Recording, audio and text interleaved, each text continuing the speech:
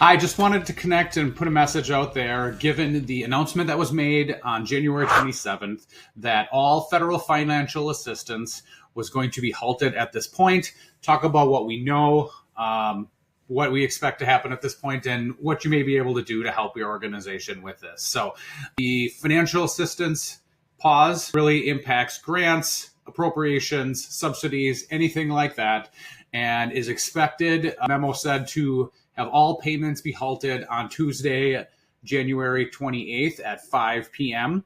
Other implications here is all new grants have been halted. New grant reviews have been halted.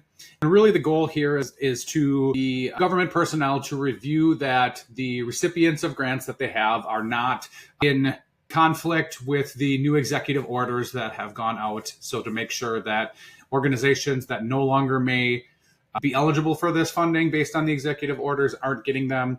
If you are interested in seeing what executive orders may be impacted or what programming may be impacted with that, the National Council of Nonprofits is compiling a list. The ones that are showing on there right now include diversity, equity, and inclusion, federal government roles, immigration, LGBTQ, and some environmental things. The deadline they have is through the February 10th to review all the grants and recipients and make sure that everything is still aligned with the new directives that have been put out.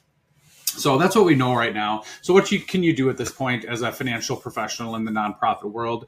Really the first thing, and one of the metrics that we love the most, is look at your months of operational cash you have on hand or what you have in reserves, right? So if you are heavily funded by federal financial grants, you go back and look, what do we have reserves? And how long can our cash last if that revenue stream does dry up and doesn't get flow turned back on in the near future?